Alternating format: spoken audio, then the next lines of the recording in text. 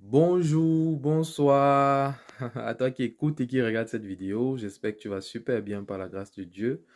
Si ce n'est pas le cas, je prie que le Jéhovah Rapha, le Dieu qui guérit, te visite, te fasse grâce de la santé, te guérisse et te restaure en tout point. Alors, bien aimé, aujourd'hui, j'aimerais partager avec toi une question qui m'a été posée et que je trouve très intéressante et très importante parce que ça peut bénir et toucher plusieurs autres personnes ou bien nous aider, t'aider toi aussi qui écoute cette vidéo à répondre à une personne qui pourrait se trouver dans cette situation. Allons-y sans plus tarder à la question. La question est de savoir, une femme qui me pose la question de savoir, est-ce que toi qui me parles de l'amour de Dieu en la personne de Jésus, est-ce que Dieu est encore capable de m'aimer bien que je sois une prostituée? Alors, sans tituber, sans douter, la réponse à cette question est oui. Dieu, et je vais même encore ajouter en disant Dieu ne peut pas t'aimer, Dieu t'aime. Dieu t'aime indépendamment de ce que tu fais, de comment tu fais, de ce que tu as eu à faire. Tu peux être une prostituée, tu peux être un voleur, tu peux être un sorcier. Ça ne change rien à l'amour de Dieu pour toi. La parole de Dieu peut dire dans Jean 3, verset 16 que Dieu a tant aimé le monde. Dieu t'a tant aimé au point où il a envoyé son Fils unique afin que quiconque croit en lui ne périsse point mais ait la vie éternelle. Ça veut dire même si tu étais seul sur terre, Dieu aurait envoyé son Fils unique pour mourir pour toi parce qu'il t'aime. Et pour enrichir encore davantage cette réponse, je vais nous prendre l'exemple, un passage biblique qui se trouve dans Jean 8 du verset 1 à 11.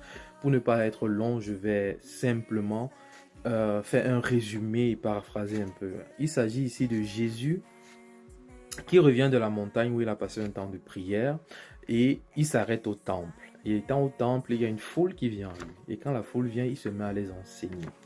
Pendant qu'il était en train d'enseigner, il y a les scribes, les pharisiens et d'autres personnes qui viennent avec une femme qu'on a arrêtée on a pris en flagrant d'adultère. Ils viennent devant Jésus et il dit, ok, il présente la situation, on a arrêté cette femme, elle était en flagrant d'adultère et la loi de Moïse nous recommande de la lapider. Qu'est-ce que toi tu dis? Il venait vers Jésus avec l'intention de le piéger pour qu'on dise qu'il est contre la loi de Moïse et tout le reste. Mais Jésus, connaissant leurs pensées et rempli d'amour pour sa création, il est resté calme. La Bible dit qu'il a écrit quelque chose au sol et quand il s'est soulevé, il a dit, qu'est-ce qu'il a dit? Il a dit, je crois, que celui qui est sans péché jette premièrement la pierre. Donc, celui qui n'a jamais péché jette la première pierre à cette dame-là. Et il y a eu un grand calme tout d'un coup. Et après ce calme-là, on te dit, du plus vieux au plus jeune, quitter cet endroit. Donc, ils sont fuis en quelque sorte, parce qu'ils savaient qu'ils ne sont pas sans péché. Et après cela, Jésus soulève la tête, il se rend compte qu'il est juste seul, il est avec juste cette femme. Et il demande à la femme là, où sont les personnes qui te condamnaient?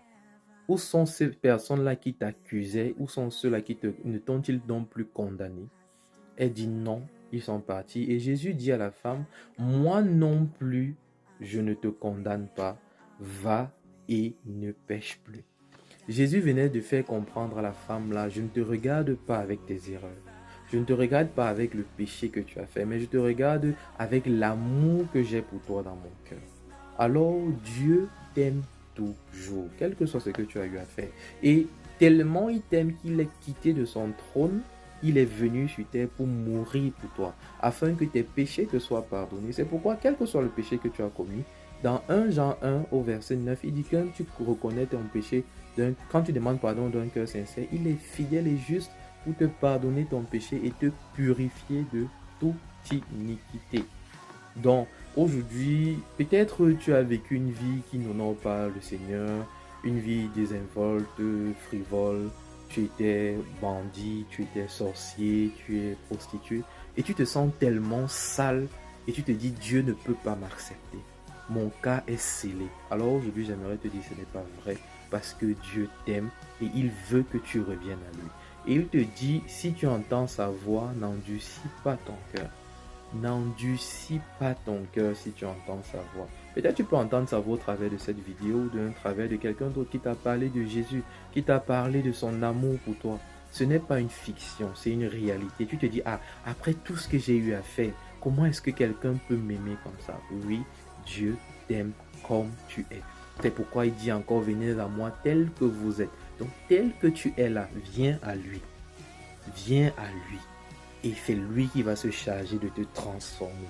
C'est lui qui va te charger, qui va se charger de faire de toi celle que tu dois être ou bien celui que tu dois être. Il n'est jamais trop tard. Et il faut savoir que l'amour de Dieu est véritable. Nous tous, nous sommes sauvés à cause de cet amour-là. Nous sommes là aujourd'hui où nous sommes à cause de sa grâce, de son amour. Alors je veux t'encourager, toi qui penses que ton cas est désespéré. Toi qui penses que parce que tu as vécu une vie, je vais dire entre parenthèses, sale, tu n'as pas droit à l'amour de Dieu, c'est faux. L'amour de Dieu n'est pas donné parce que tu as fait telle ou telle autre chose. Là, Dieu t'a aimé simplement. Il t'a aimé le premier. Il t'aime. Il t'aime. C'est inexplicable. C'est ça l'amour de Dieu. Il t'aime. Alors, c'est avec ces paroles que je te laisse et que je t'encourage véritablement à écouter la voix de Dieu et ne pas endurcir ton cœur et décider d'embrasser cet amour de Dieu-là et de te laisser guider par cet amour-là dans ta vie. Sois richement et éternellement béni. Amen.